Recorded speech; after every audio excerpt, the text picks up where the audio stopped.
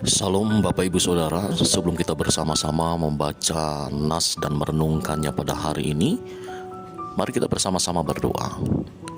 Ya Tuhan, saat kami rindu akan sabda-Mu, kami datang kepada Tuhan, tapi Engkau Tuhan selalu ada bagi kami.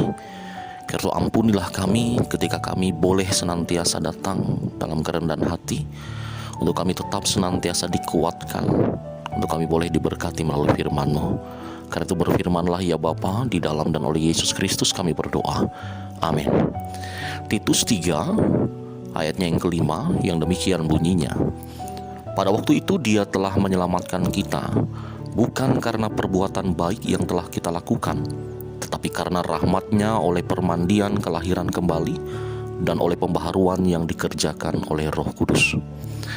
Sebagai pengantar, mari kita merenungkan sejenak nas di atas.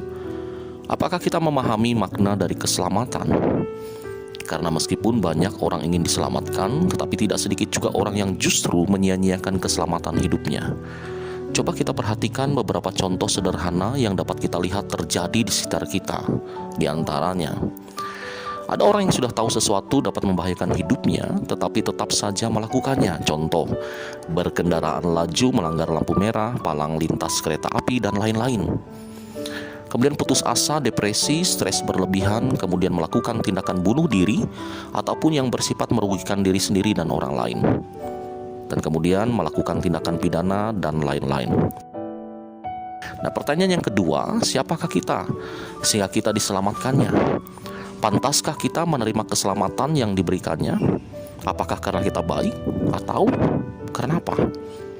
Nah, pertanyaan-pertanyaan ini hanyalah sebagian kecil dari banyaknya pertanyaan lainnya yang dapat kita renungkan untuk memahami karya keselamatan Allah bagi kita. Lihat Titus, ia seorang Yunani, kita bisa lihat dalam Galatia 2 ayat 3. Namun beroleh keselamatan yang kemudian membaharui hidupnya untuk kemudian dipakai menjadi alat di tangan Tuhan, sama seperti Paulus. Kita dapat lihat dalam 2 Korintus 8 ayat 23. Ia merespon panggilan keselamatan melalui pekerjaan Tuhan bagi gerejanya. Nah, bagaimana dengan kita? Perbuatan baik seharusnya menjadi respon karena kita diselamatkan. Menyadari bahwa sebanyak apapun usaha kita dengan berbuat baik tidak menjamin keselamatan kita. Karena keselamatan adalah anugerah atau pemberian Allah kepada kita yang diberikan kepada siapapun Ia berkenan memberikannya. Efesus 2 ayat 8-10. Karena itu janganlah kita menyia-nyiakan keselamatan dari Allah itu dengan melakukan apa yang jahat dan mengikuti kedagingan kita. Banyak nas referensi dalam Efesus 4 17-19, Kolose 3 ayat 5, Galatia 5 ayat 19-21, dan 1 Yohanes 2 ayat 16.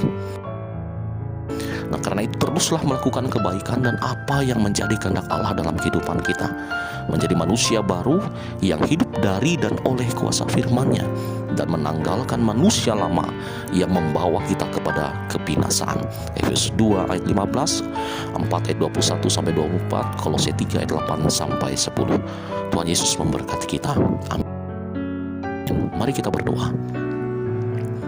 Ya Yesus Tuhan kami, terangilah jalan kehidupan kami agar nyata kehendak-Mu melalui firman-Mu saat ini. Kiranya Roh Kudus menyempurnakannya bagi setiap pribadi yang mendengar untuk kemudian melakukannya dalam kehidupannya setiap hari. Di dalam dan oleh kuasa Yesus Kristus kami berdoa dan bersyukur untuk karya keselamatan-Mu bagi hidup kami. Amin.